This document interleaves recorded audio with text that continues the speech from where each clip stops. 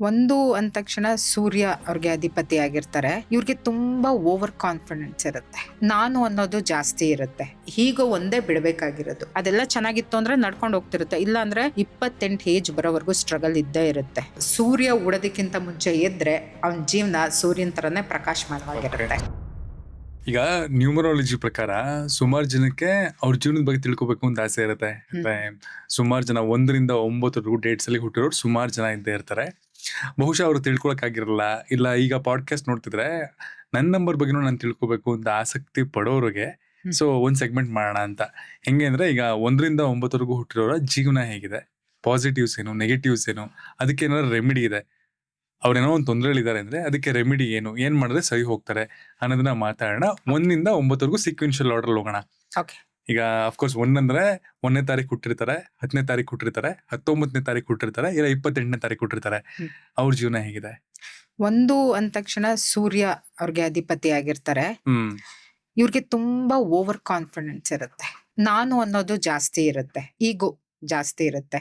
ಅಂದ್ರೆ ಅವ್ರು ಯಾವಾಗ್ಲೂ ಸೆಂಟರ್ ಆಫ್ ಅಟ್ರಾಕ್ಷನ್ ನಾನು ಆಗಿರ್ಬೇಕು ಅಂತ ಬಯಸ್ತಾರೆ.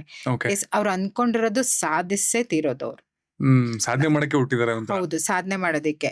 ಈಗ ನೀವು ಕೇಳ್ಬಹುದು, ಈಗ ಮುಖೇಶ್ ಅಂಬಾನಿ ಅಥವಾ ಅನಿತಾ ಅಂಬಾನಿ ಅವರೆಲ್ಲ ಒಂದೇ ಬರ್ತಾರೆ. ರೂಲ್ ಮಾಡೋದು ಸನ್ನೆ ಆಗಿರ್ತಾರೆ. ಅವ್ರ ಲೆವೆಲ್ಲು ಮತ್ತೆ ಸರ್ವೇ ಸಾಮಾನ್ಯರ ಜನರಿಗೆ ಎಕ್ಸಾಂಪಲ್ ಕೊಡೋದಕ್ಕಿಂತ ಇವಾಗ ಒಬ್ಬ ಹೋಟ್ಲಲ್ಲಿ ಕೆಲಸ ಮಾಡ್ತಿರ್ತಾನೆ, ಹೋಟ್ಲ್ ಸರ್ವೆಂಟ್ ಆಗಿರ್ತಾನೆ ಅನ್ಕೊಳ್ಳಿ. ಅವ್ನು 1 ನಂಬರ್ ಅಲ್ಲಿ ಹುಟ್ಟಿರ್ತಾನೆ. ಆ ಹೋಟೆಲಲ್ಲಿ ಎಲ್ರು ಅವನ್ಗೆ ಅಟ್ರಾಕ್ಟ್ ಆಗೋದು, ಅವನ್ನೇ ಹೋಗಿ ಹೋಗಿ ಮಾತಾಡ್ಸೋದು. ಮತ್ತೆ ಅವನ್ಗೆ ಏನೋ ಒಂದು ಓನರ್ಗೆ ತುಂಬಾ ಇಷ್ಟಪಟ್ಟು ಜಾಸ್ತಿ ಪ್ಯಾಂಪರ್ ಮಾಡೋದು, ಸಂಬಳ ಕೊಡೋದು, ಈ ರೀತಿ ಎಲ್ಲ ನಡೀತಿರ್ತದೆ. ಅವನು ಅಲ್ಲಿ ರಾಜನಾಗೆ ಇರ್ತಾನೆ.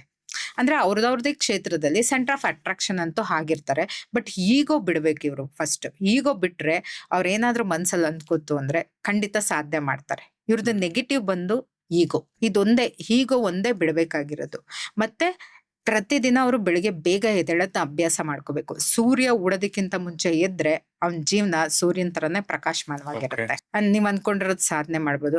ಮತ್ತೆ ಇವ್ರಿಗೆ ತುಂಬಾ ಹೆಲ್ತ್ ಇಶ್ಯೂಸ್ ಏನ್ ಬರುತ್ತೆ ಅಂತ ಅಂದ್ರೆ ಹಾರ್ಟ್ ಪ್ರಾಬ್ಲಮ್ ಜಾಸ್ತಿ ಕಾಣಿಸ್ಕೊಳ್ಳುತ್ತೆ ಇವ್ರಿಗೆ. ನೆಗೆಟಿವ್ ಅಂತ ಅಂದ್ರೆ ಮತ್ತೆ ಮಂಡಿ ನೋವು, ಕಾಲ್ ನೋವು, ಈ ರೀತಿ ಎಲ್ಲ ತುಂಬಾ ತುಂಬಾ ಕಾಣಿಸ್ಕೊಳ್ಳುತ್ತೆ. ಮತ್ತೆ ವಿಟಮಿನ್ ಡಿ ಕೊರತೆ ಕಮ್ಮಿ ಆಗತ್ತೆ. ಇವ್ರುಗಳಿಗೆ ತುಂಬಾ ಜಾಗರೂಕರಾಗಿರ್ಬೇಕು. ಕೋಪ ಜಾಸ್ತಿ ಬರುತ್ತೆ ಇವ್ರಿಗೆ. ಮೇನ್ ಇವ್ರು ಏನ್ ಮಾಡ್ಬೇಕು ಅಂದ್ರೆ ಡೊನೇಟ್ ಮಾಡ್ಬೇಕು. ಮತ್ತೆ ತಂದೆ ತಾಯಿ ಸಪೋರ್ಟ್ ಇವ್ರಿಗಿರ್ಲೇಬೇಕು. ತಾಯಿ ಸಪೋರ್ಟ್ ಇಲ್ಲ ಅಂದ್ರೂ ತಂದೆ ಸಪೋರ್ಟ್ ಬೇಕೇ ಬೇಕು. ಯಾಕಂದ್ರೆ 1 ಅಂದ್ರೆ ನಂಬರ್ 1 ಅನ್ನೋದ್ರಲ್ಲೇ ನಂಬರ್ 1 ಇದೆ. ಸೂರ್ಯ ಅಂದ್ರೆ ಎಲ್ಲಾ ಗ್ರಹಗಳಿಗೂ ದೊಡ್ಡವರು, ಸೆಂಟ್ರಲ್ ಇರ್ತಾರೆ.